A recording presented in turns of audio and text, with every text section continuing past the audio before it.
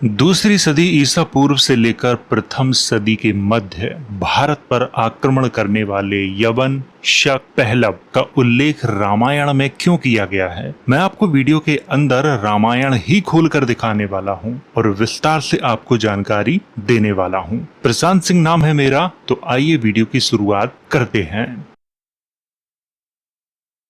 तो ये है वो वाल्मीकि रामायण जिसे मैं खोलकर इस वीडियो के अंदर दिखाने वाला हूँ और तथ्यों को अच्छे से समझाने वाला हूँ। गीता प्रेस गोरखपुर की है ये। अगर आप इसे पढ़ना चाहते हैं तो इसकी लिंक आपको मिल जाएगी और ये गूगल पर भी उपलब्ध है, तो आप जैसे चाहें वैसे इसका अध्ययन कर सकते हैं। सबसे पहले मैं आपको बता देता हूँ कि कौन से कांड की मैं बात करने वाला हूँ। मैं पूरी रामायण खोलकर नहीं दिखाने वाला, मैं केवल बाल कांड के 2 सर्गों की बात करने वाला हूँ। तो सबसे पहले आपको समझा देता हूँ कि बाल कांड है क्या। बाल कांड वाल्मीकि रामायण का पहला कांड है जिसमें भगवान श्री राम के जन्म से लेकर सीता स्वयंवर, विवाह और अयोध्या लौटने तक की घटनाओं का वर्णन मिलता है। इसकी शुरुआत महर्षि वाल्मीकि और देवऋषि नारद के संवाद से होती है, जिसके बाद ब्रह्मा वाल्मीकि को राम कथा लिखने का आशीर्वाद देते हैं। इसी कांड में विश्वामित्र और वशिष्ठ के संघर्ष का वर्णन है, जहां कामधेनु, सबला से यवन, शक, पहलव, कंबोज आदि योद्धा जातियों के उत्पन्न होने का उल्लेख मिलता है। यह कांड राम के बाल्यकाल, शिक्षा, पराक्रम और आदर्श चरित्र की आधार भूमि प्रस्तुत करता है। तो आपको यहाँ से समझ में आ गया होगा कि बालकांड पहला कांड है रामायण का। इतना ही आपको ध्यान में रखना है और इसी में एक संघर्ष होता है विश्वामित्र और वशिष्ठ के मध्य में। वहीं पर यवन, शक, पहलव, कंबोज, किरात आदि की उत्पत्ति का वर्णन है। इतना आपको ध्यान में रखना है। तो ये थी छोटी सी जानकारी बालकांड के बारे में। अब आपको सीधा रामायण ही खोल के दिखा रहे हैं। ये 54वां सर्ग है बालकांड का, इसे आपको ध्यान में रखना है। लिखा है, विश्वामित्र का वशिष्ठ जी की गायों को बलपूर्वक ले जाना और गायों का दुखी होकर वशिष्ठ जी से इसका कारण पूछना और उनकी आज्ञा से शक, यवन, पहलव आदि वीरों की सृष्टि करके उनके द्वारा विश्वामित्र जी की सेना का संहार करना। मुख्य रूप से इसकी बात इस सर्ग में की गई है। तो यहाँ से होती है पूरी कहानी की शुरुआत। मैं मुख्य जो तथ्य हैं उनको पढ़कर आपको बताने वाला हूँ। कहानी आपके सामने पूरी लिखी है, तो आप चाहें स्वयं पढ़ सकते हैं, लेकिन मैं मुख्य तथ्यों की बात करूंगा। जब वशिष्ठ मुनि किसी तरह उस कामधेनु गाय को देने के लिए तैयार नहीं हुए, किसको? विश्वामित्र को, तब राजा विश्वामित्र उस चितकबरे रंग की धेनु को अर्थात गाय को बलपूर्वक घसीट ले चले। राजा विश्वामित्र के द्वारा इस प्रकार ले जाई जाती हुई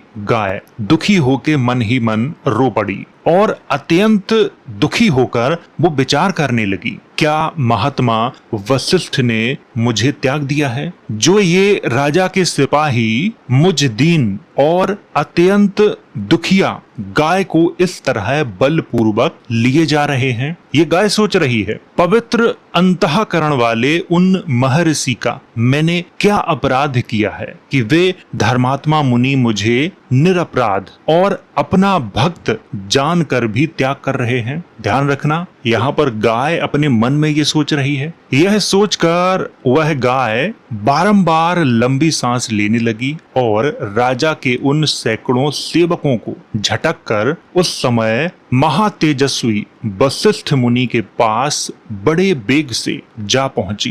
वह सबला गाय वायु के समान वेग से उन महात्मा के चरणों के पास गई और उनके सामने खड़ी हो मेघ के समान गंभीर स्वर से रोती चित्कार करती हुई उनसे इस प्रकार बोली, भगवान ब्रह्म कुमार, क्या आपने मुझे त्याग दिया है, जो ये राजा के सैनिक मुझे आपके पास से दूर लिए जा रहे हैं। उसके ऐसा कहने पर ब्रह्म ऋषि वशिष्ठ शोक से संतप्त हृदय वाली दुखिया बहन के समान उस गाय से इस प्रकार बोले, सबले मैं तुम्हारा त्याग नहीं करता, तुमने मेरा कोई अपराध नहीं किया है। ये महाबली राजा अपने बल से मतवाले होकर तुमको मुझसे छीन कर ले जा रहे हैं। मेरा बल इनके समान नहीं है। ये वशिष्ठ कह रहे हैं गाय से। विशेषतः आजकल ये राजा के पद पर प्रतिष्ठित हैं। राजा क्षत्रिय तथा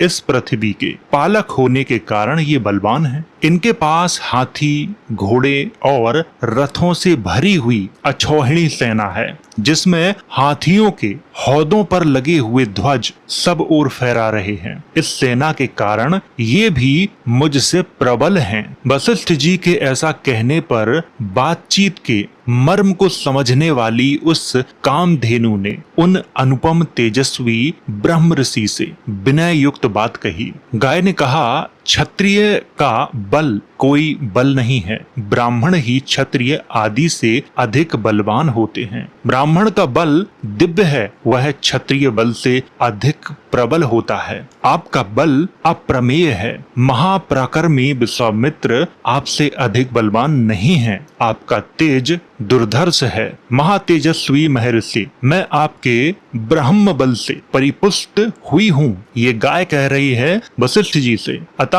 आप केवल मुझे आज्ञा दे दीजिए। मैं इस दुरात्मा राजा के बल, प्रयत्न और अभिमान को अभी चूर्ण किए देती हूँ। दुरात्मा किसको कहा गया है? विश्वामित्र को। विश्वामित्र राजा हैं, वशिष्ठ ब्राह्मण हैं, ऋषि हैं। ये दोनों की मध्य संघर्ष की बात है। कामधेनु के ऐसा कहने पर महायशस्वी वशिष्ठ ने कहा, कामधेनु के ऐसा कहने पर अर्थात गाय के ऐसा कहने पर महायशस्वी वशिष्ठ ने कहा, इस शत्रु सेना को नष्ट करने वाले सैनिकों की सृष्टि करो। गाय से कहा। उनका यह आदेश सुनकर उस गाय ने उस समय वैसा ही किया। उसके हुंकार करते ही सैकड़ों पहलव जाति के वीर पैदा हो गए। यहाँ पर पहलवों की उत्पत्ति हुई। यहाँ थोड़ा सा मैं रुकना चाहूंगा। रामायण के अनुसार पहलवों की उत्पत्ति भारत में हो रही है, लेकिन मैं पिछले ही वीडियो में आपको बता चुका हूँ पहलवों के बारे में। उनकी उत्पत्ति भारत में नहीं हुई है। उनकी उत्पत्ति ईरान वाले क्षेत्र में हुई है और उनकी उत्पत्ति पारनोई जनजाति से हुई है, जो मध्य एशिया की जनजाति थी। ये इतिहास कहता है। आप चाहें तो मेरा वो वीडियो देख सकते हैं, और आप में से बहुत लोगों ने वो वीडियो देखा होगा जिसमें मैंने पहलवों की उत्पत्ति के बारे में आपको बताया है। लेकिन रामायण के अनुसार कहा गया है कि पहलवों की उत्पत्ति वशिष्ठ जी के कहने से गाय सबला से हुई है, क्योंकि राजा विश्वामित्र की सेना को पराजित करना था। आगे क्या लिखा है वो आपको दिखाते हैं। ये सब विश्वामित्र के देखते देखते उनकी सारी सेना का नाश करने लगे। कौन? पहलव। इससे राजा विश्वामित्र को बड़ा क्रोध हुआ। वे रोष से आंखें फाड़ फाड़ कर देखने लगे। उन्होंने छोटे बड़े कई तरह के अस्त्रों का प्रयोग करके उन पहलवों का संहार कर डाला। किसने? विश्वामित्र ने पहलवों को खत्म कर दिया। विश्वामित्र द्वारा उन सैकड़ों पहलवों को पीड़ित एवं नष्ट हुआ देख उस समय उस सबला गाय ने पुनः यवन मिश्रित शक जाति के भयंकर वीरों को उत्पन्न किया। उन यवन मिश्रित शकों से वहां की सारी पृथ्वी भर गई। यहाँ पर मैं फिर से रुकना चाहूंगा। रामायण के अनुसार जो शक हैं वो यवनों से मिश्रित लोग हैं, और इतिहास में भी इस तथ्य को देखा जाता है, क्योंकि यवनों और शकों के मध्य वैवाहिक संबंध हुए हैं। लेकिन यहाँ पर क्या कहा गया है? शकों की उत्पत्ति हुई है। लेकिन इतिहास कहता है कि शकों की उत्पत्ति भारत में नहीं हुई है, मध्य एशिया में हुई है। शक मूल रूप से मध्य एशिया के रहने वाले थे, और इस पर भी मैं वीडियो बना चुका हूँ, आप उसे देख सकते हैं। और हमारा इतिहास भी ये मानता है कि शक मूल रूप से मध्य एशिया के रहने वाले थे। दूसरी सदी ईसा पूर्व में वो अफगानिस्तान वाले क्षेत्र में आके बसे, और वहीं से धीरे धीरे आज के भारत में उन्होंने प्रवेश किया। भारत में पहले यवन, फिर शक, पहलव, कुषाण और अंत में हूण। हूण बहुत बाद में आए। आगे लिखा है, वे वीर महापराक्रमी और तेजस्वी थे। कौन? शक। उनके शरीर की कांति स्वर्ण और केसर के समान थी। वे सुनहरे वस्त्रों से अपने शरीर को ढके हुए थे। और ये सही है कि शक हमेशा सुनहरे वस्त्र पहनते थे। उन्हें सोना बहुत पसंद था, क्योंकि कई कास्केट प्राप्त हुए हैं और मध्य एशिया से कई उनके आभूषण प्राप्त हुए हैं, जिनमें सबसे अधिक सोना है। आगे लिखा है, उन्होंने हाथों में तीखे खड़ग और पट्टिस ले रखे थे। ज्वलित अग्नि के समान उद्भसित होने वाले उन वीरों ने विश्वामित्र की सारी सेना को भस्म करना आरंभ किया। यानी शकों ने विश्वामित्र की जो सेना थी उसको खत्म करना आरंभ किया। तब महातेजस्वी विश्वामित्र ने उन पर बहुत से अस्त्र छोड़े। उन अस्त्रों की चोट खाकर वे यवन, कंबोज और बर्बर जाति के योद्धा व्याकुल हो उठे। अर्थात जो विश्वामित्र थे वो किस पर हमला कर रहे थे? वो यवनों पर, कंबोजों पर, बर्बर जाति पर, पहलवों पर, शकों पर, इनके खिलाफ वो लड़ रहे थे। लेकिन ये किसके समर्थन में थे? ये वशिष्ठ के समर्थन में थे। यवन, शक, पहलव, कंबोज, बर्बर, ये वशिष्ठ की तरफ से लड़ रहे थे विश्वामित्र के विरुद्ध। यहाँ पर जो बर्बर शब्द का प्रयोग हुआ है संभवतः ये हूणों के लिए हुआ है, लेकिन उनका नाम नहीं लिखा है। ये मेरा व्यक्तिगत अनुमान है। लेकिन पहलवों का नाम, यवनों का नाम, शकों का नाम और कंबोजों का नाम स्पष्ट रूप से लिखा गया है। और बाहलिकों की थोड़ी सी चर्चा आई है। और बाहलिक मुख्य रूप से बैक्टीरिया के लोगों को कहा गया है। और बैक्टीरिया किसका गढ़ था? कुषाणों का गढ़ था, ये हमारा इतिहास कहता है। तो बाल कांड का 54वां जो सर्ग था वो समाप्त हो चुका है। अब बात करते हैं 55वें सर्ग की। इसमें क्या क्या जानकारी है वो आपको समझाते हैं। अपने 100 पुत्रों और सारी सेना के नष्ट हो जाने पर विश्वामित्र का तपस्या करके महादेव जी से दिव्यास्त्र पाना तथा उनका वशिष्ठ के आश्रम पर प्रयोग करना एवं वशिष्ठ जी का ब्रह्मदंड लेकर उनके सामने खड़े होना, ये पूरी चर्चा इस सर्ग में की गई है। कहा गया है विश्वामित्र के अस्त्रों से घायल होकर उन्हें व्याकुल हुआ देख वशिष्ठ जी ने फिर आज्ञा दी। वशिष्ठ जी ने गाय से कहा, अर्थात कामधेनु से कहा, अब योग बल से दूसरे सैनिकों की सृष्टि करो। तब उस गाय ने फिर हुंकार भरी। उसके हुंकार से सूर्ययुक्त समान तेजस्वी कंबोज उत्पन्न हुए। थन से शस्त्रधारी बर्बर प्रकट हुए। योनि देश से यमन और शक्र देश से शक उत्पन्न हुए। रोमकूप से मलेच्छ, हारित और किरात उत्पन्न हुए। इसीलिए मैंने इन लाइनों को हाईलाइट किया हुआ है ताकि आपको समझ में आ जाए। आगे लिखा है, उन सब वीरों ने पैदल, हाथी, घोड़े और रथ सहित विश्वामित्र की सारी सेना का तत्काल संहार कर डाला। किस किसने? कंबोजों ने, यवनों ने, शकों ने, मलेच्छों ने, हारित ने और किरात ने। आगे लिखा है, महात्मा विश्वामित्र द्वारा अपनी सेना का संहार हुआ देख विश्वामित्र के 100 पुत्र अत्यंत क्रोध में भर गए और नाना प्रकार के अस्त्र शस्त्र लेकर जप करने वालों में श्रेष्ठ वशिष्ठ मुनि पर टूट पड़े। उन पर महर्षि ने हुंकार मात्र से उन सबको जलाकर भस्म कर डाला। आगे लिखा है, महात्मा वशिष्ठ द्वारा विश्वामित्र के सभी पुत्र 2 ही घड़ी में घोड़े, रथ और पैदल सैनिकों सहित जलकर भस्म कर डाले गए। अपने सभी पुत्रों तथा सारी सेना का विनाश होता हुआ देख महायशस्वी विश्वामित्र लज्जित होकर बड़ी चिंता में पड़ गए।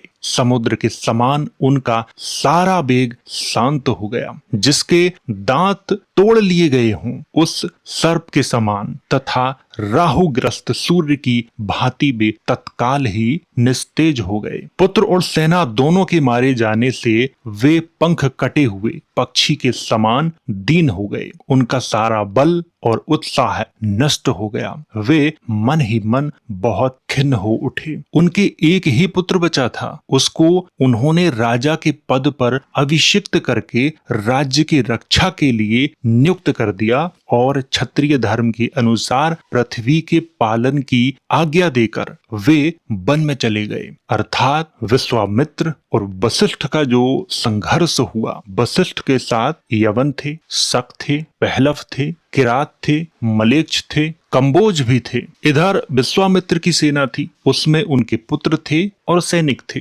विश्वामित्र राजा थे लेकिन उनकी पराजय हुई। तो यहाँ से कई प्रश्न उत्पन्न होते हैं। प्रश्न ये सबसे महत्वपूर्ण है, चाहे पहलव हो, यवन हो, शक हो, किरात हो, हारित हो, मलेच्छ हो, इनमें से किसी की भी उत्पत्ति भारत में नहीं हुई है। कुछ की ईरान में हुई है, मध्य एशिया में हुई है और यूनान में हुई है। ये सबसे महत्वपूर्ण प्रश्न है। और भारत में ये सब कब आए? दूसरी सदी ईसा पूर्व के बाद। ये इतना महत्वपूर्ण प्रश्न है कि इसका उत्तर ठीक से कोई नहीं देता। आजकल का जो विद्वान वर्ग है वो कहता है कि रामायण में इन्हें बाद में किसी ने डाला है, पर रामायण की मूल परंपरा ऐसा नहीं मानती है। वो मानती है कि ये सब रामायण के मूल पात्र हैं। और मैं आपको फिर से जानकारी देना चाहूंगा, गीता प्रेस गोरखपुर से जो रामायण छपती है, संपूर्ण रामायण हिंदी में, उसे आप पढ़ो, उसमें ये तथ्य मौजूद हैं। अगर आपके घर में रामायण है तो आप उसे चेक कर सकते हो। बालकांड और सर्ग है 54 और 55, उनमें इनका जिक्र किया गया है। तो ये थी छोटी सी जानकारी जो आप लोगों को ठीक से समझ में आई होगी। अगर आपका कोई प्रश्न है तो कमेंट के माध्यम से आप मुझसे पूछ सकते हो। मैं वीडियो के माध्यम से उत्तर देने का प्रयास करूंगा। तो वीडियो अगर अच्छा लगा हो तो इसे लाइक करें, शेयर करें। वीडियो देखने के लिए धन्यवाद।